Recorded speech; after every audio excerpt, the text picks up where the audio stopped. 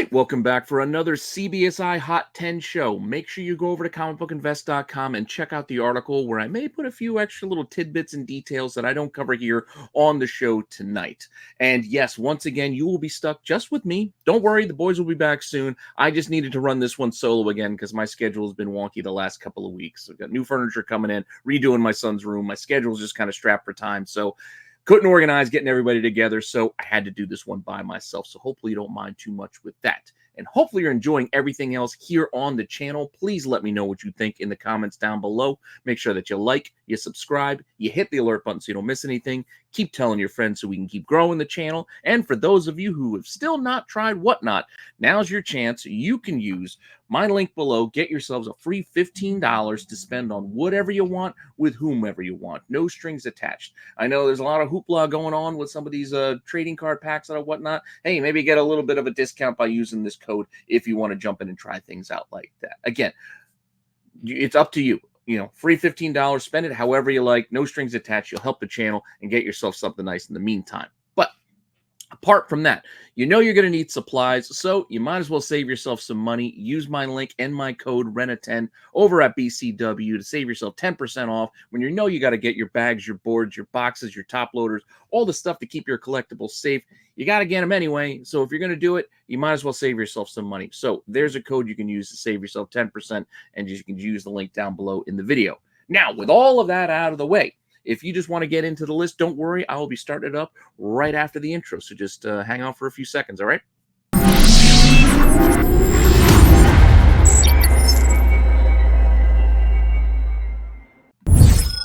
Notable sales. All right, our first book is Monsters. Yes, we covered one of these last week on notable sales, but this one went even higher. A lot of folks have been getting their Kickstarter books from Mark Spears. We had him on the Tax Show just this past Wednesday. If you missed it, make sure you go over and check out the replay on that. It was a fantastic interview. He's a hell of a nice guy and extremely talented. And yeah, we found out he's just finishing up mailing out all those Kickstarters. So a lot of folks are getting them, and they're going some crazy, crazy prices. Point here.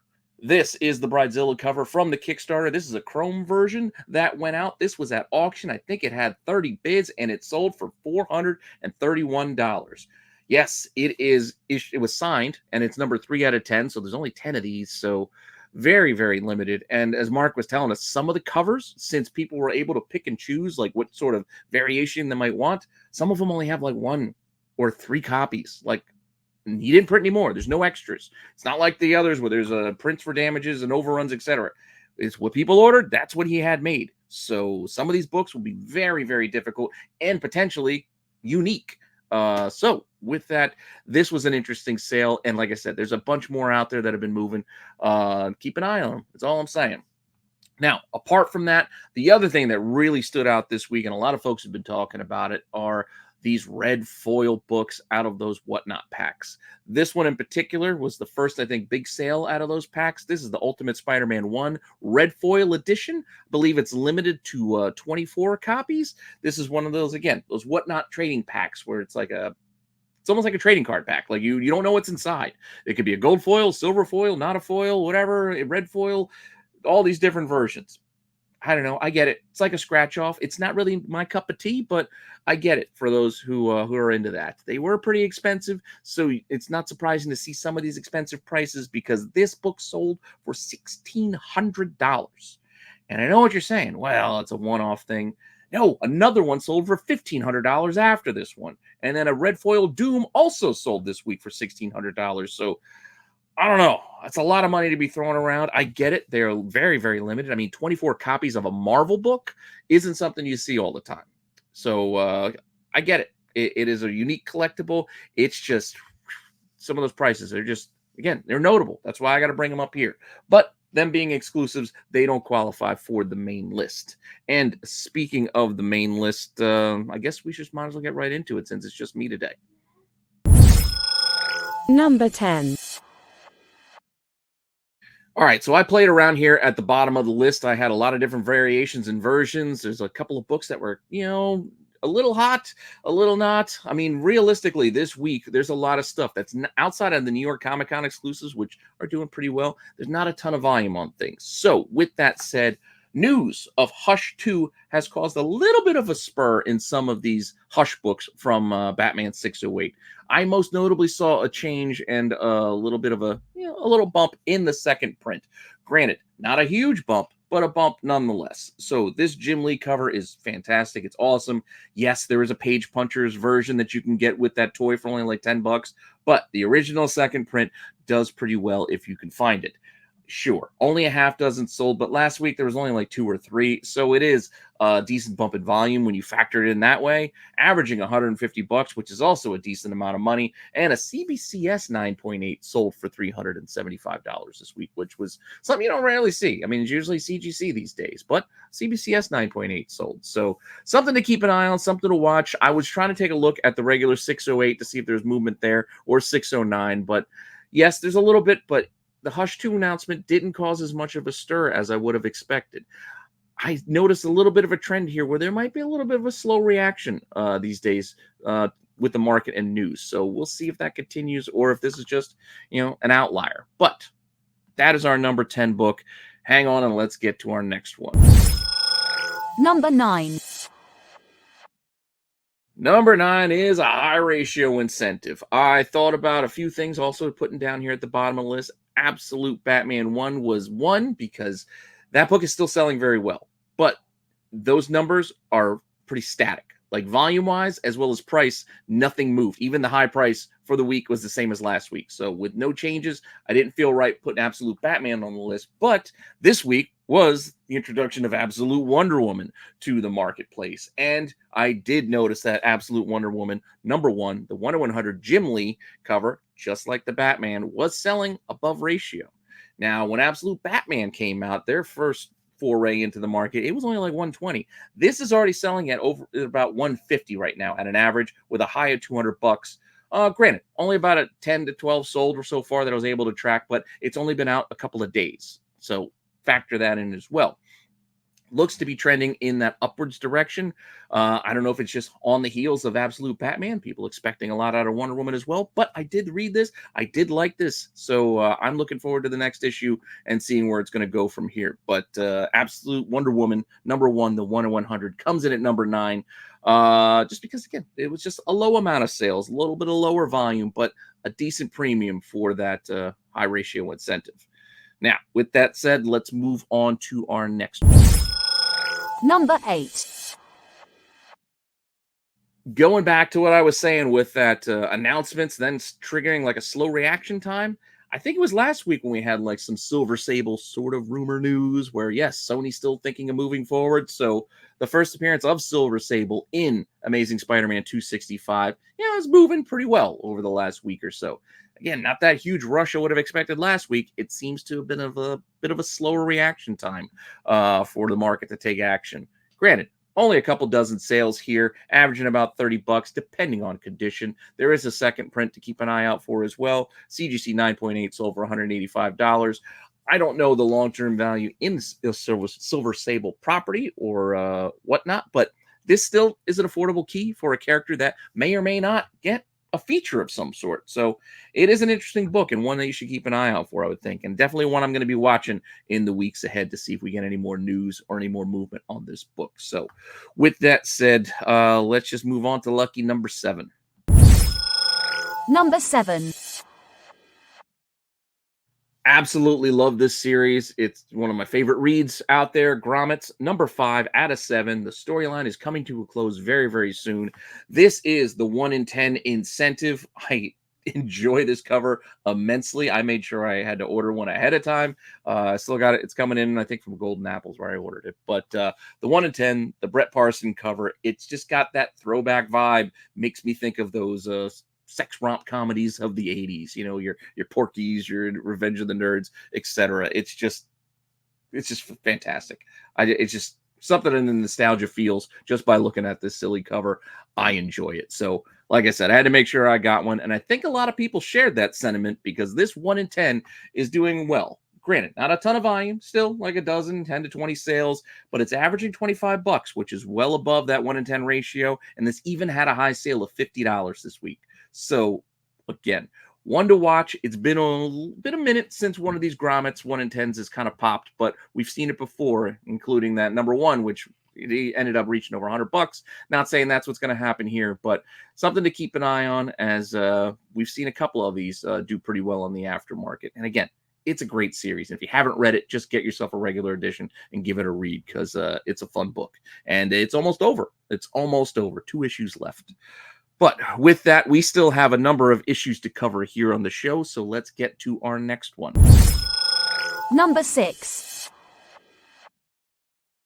Coming in at number 6, we have Alien Romulus, this one-shot prequel edition comic with this fantastic, gorgeous Bjorn Barron's cover. I just dig this. Granted, I'm a sucker for Aliens, and I'm surprised at how popular and how well it's doing with Marvel. I know it's had comics for many decades now, running mostly through Dark Horse, but now since Marvel's gotten it, it's getting a little bit more mainstream attention, I guess, as far as comics go. I don't know, but the covers they've been putting out have been great. And again, this is the 1 in 25 incentive on this one shot that's a prequel to the movie, which again was a popular movie. So I guess there's a little bit there. I guess a little bit beyond the popcorn buckets, which also did well for this movie, that you can go and get yourself comics as well. So Alien Romulus, it seems to be a cash cow for Fox and Marvel/Disney.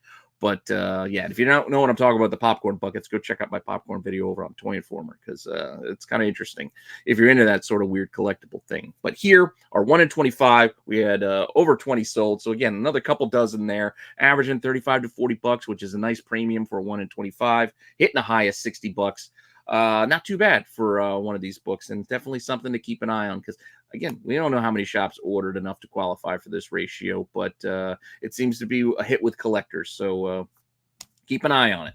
Keep an eye on it. Now, with that said, let's get into the top half of the list. Number 5. All right, coming in at number 5, we go back again. I had this book on the outside looking in a few weeks ago because, yeah, we just keep getting all sorts of news. Granted, some mixed signals with the news, but news nonetheless. Blades apparently seems to be shelved for now. I know a lot of people saying it's never going to get made. I don't know if it's a never, but we just don't know when. It might get completely changed. It might get completely rebooted, revamped, I'm sure. Maybe even recast at this point. I don't know. But in addition to that news, they also kind of pointed out to the fact that Midnight Suns is still on the fast track. And I know what you're saying, Legion of Monsters. This is not Midnight Suns, but this is the OG horror team up. So a lot of folks still like going back to this Marvel premiere number 28. Granted, cool Nick Cardy cover. You got Man-Thing, you got Morbius, you got Werewolf by Night, you got Ghost Rider. Now, we do have a few of these characters in the MCU. We have Morbius in the extended Sony sort of verse, and plenty of rumors of a reboot going towards, Ghost Rider of some form. So this team could be a new version of the Midnight Suns, and maybe don't call them Legion of Monsters. It could just be a name change, but it could be this squad for all we know. Granted, Ghost Rider 28 and 31, the other usual suspects for the Midnight Suns, also started to do a tiny bit, but the reaction has been a little more tepid. Whereas this Legion of Monsters book, classic book, granted, not a huge volume, but considering we only had 3 sales last week, going up to a dozen is a 400% increase. So that is notable in itself. CGC 9.0 did sell for $275, which is interesting because just a couple of days before that sale, another 9.0 only sold for like $210 or $215. So again, a bump in price as the week went on. A lot of people going back to this book. This is a gorgeous book to get in person if you get a nice copy with the bright yellow, it pops. Big fan of this book, but one to keep an eye on, because we don't know exactly what Marvel's up to, what they're planning to do in the future with their movies, with everything. So definitely something to keep an eye on. So with that said, let's keep the list rolling and get on to our next book. Number 4. Okay, coming in at number 4, I also told you about this book a few weeks ago on the outside looking in, because I was telling you what a good job Christine Milioti, if I'm saying her name right, Falcone, Sophia Falcone, well now Sophia Gigante, how great she's been on the Penguin show. She's been fantastic. I know a lot of people are saying she's stealing the show from Colin Farrell, but he is still phenomenal as well. It is just one of the best things on TV right now. It's like pretty close up there with Shogun for me for shows this year as far as quality goes. Penguin's been fantastic. But I told you to keep an eye on this because this is the first appearance of Sophia Falcone. Granted, they tweaked her for the show from the comics, but they seem to be hinting at a possibility that she could be hanging around for a bit beyond this Penguin series. So with that news, people have been going back to buy this book. Long Halloween #6, Tim Sale cover, averaging about 45 to 50 bucks, high of $127 this week at auction. And it seemed like a bit of an outlier, but there was another auction that also went over $100, which was interesting. Granted, most copies are in that $50 range, but some of these auctions have hit some interesting high prices. And then there are even some asks out there where I think I saw a couple of copies listed, like one for 50, one for 150. So I don't know where the ceiling is for this book or where this book is actually currently pricing itself. Seems more like 50, but there are those outlier sales to keep an eye on as well. Point being, interesting character, great show. Check out the show if you haven't seen it already. And hopefully you secured one of these before the prices got out of hand because, yeah, it is a cool book. And this is a cool story, too. If you can just get the whole run, read Long Halloween, it's a good time and a good read all in itself. But with that all said, let's not belabor the point. Let's get into our top 3. Number 3. In what amounts to a slower week, as I was mentioning, a book like this actually can climb up the list, let alone repeat, based off on a slight bump up. Because if you notice, a lot of the volumes I'm talking about here are on the lower end. It's con season's coming to a close now that New York is done. A lot of exclusives have been selling lately. It just seems to be, this is the time of year when the market actually starts to take a step back and kind of slow itself down through Christmas and then starts ramping up again at the start of a new year. So should be an interesting ride on these next couple of weeks of lists. But with that said, Sensational SheHulk #1. This is the new Champions cover featuring the first cover appearance of Hulkette, who we know is coming to Spider-Boy, I think 13 next month or in a few weeks. So she'll get interior appearances. I think she's going to be in that new Champions series as well. A lot of people are looking forward to this series. I don't know. I don't know what to make of it yet personally, but Mirka Andolfo cover here. Pretty cool. Up from last week as far as prices go, because the volume, it's about the same. It's over 30 sales just like it was last week. But the prices were like 20 bucks last week. Now they're 30. The high was like 30. Now the high is 45. So the price seems to be ticking up on this book. Don't know where the ceiling is, but definitely something to keep an eye on. So we'll see what happens with this Hulkette character going forward. So with that all said, let's get on to our next book. Number 2. Now, this is probably my favorite cover of the week. I am unabashed Dan Panosian fan, and I think I had this one listed as my favorite cover of the week. He's just been killing it right now. And this is absolute Wonder Woman #1, the 1 in 25 incentive. Just gorgeous. I just love this cover. I don't know. It's just something about just the eyes, just draw you in. I dig it. But this is the 1 in 25 by Dan Panosian. I told you, this is a good read, in my opinion. I like this. I'm looking forward to this. I like the angle. I like the twists that they made so far with the character. They don't seem haphazard. It seems interesting, and it's got me interested in reading Wonder Woman, something I can't say that I've had a big desire to do in quite some time. I mean, outside of the original Linda Carter TV show, I've never really been that big into Wonder Woman. Yes, the Gal Gadot movies were good, but that's it. Like, I'm more of a fan of Wonder Woman in other media than the actual comics, but this comic was a solid read. That said, 40 plus sales on the 1 in 25 ain't too bad as far as volume goes, averaging about 35 bucks, hitting a high of 50. It's just definitely one of those books you want to keep an eye on because you saw what the 1 in 100 was doing. We covered that one already. This is the 1 in 25, which usually gets lost in the sauce. And other notable bit about this is the 1 in 50, which is another pretty nice cover by Jeff DeCall, is actually under ratio right now.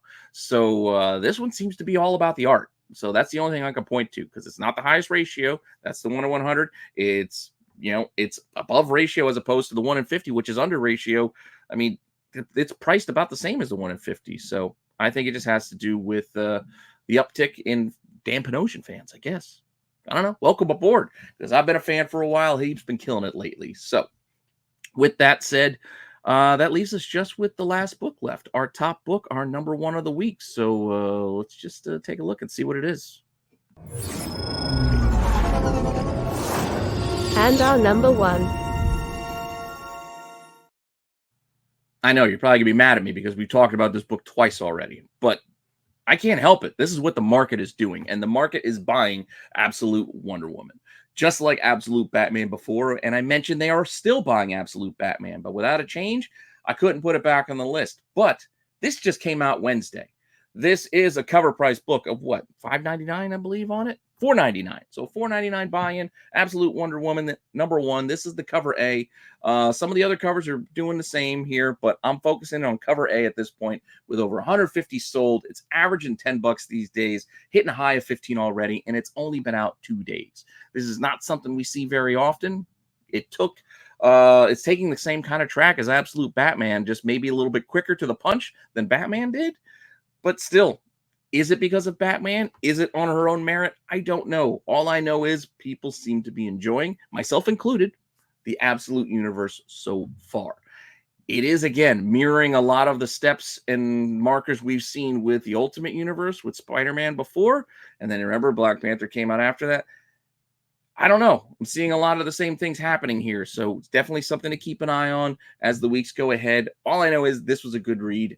I enjoyed it. I'm looking forward to issue 2. And since we already talked about it twice before in 2 other books, there isn't really much more I can say about it other than something to keep an eye on. Hopefully you secured your copy, and there are multiple cover options out there for you. Now, with that all said, hopefully you enjoyed this list, and hopefully you stick around for the boys starting up live next. As soon as this is done, the qualified will be starting. It's still October. The boys are still covering horror. They're going to be hitting up all different sort of horror top 10s of their own. They're doing their favorite pre-codes, their favorite moderns, favorite cartoon horrors, vampires, etc. You know the boys.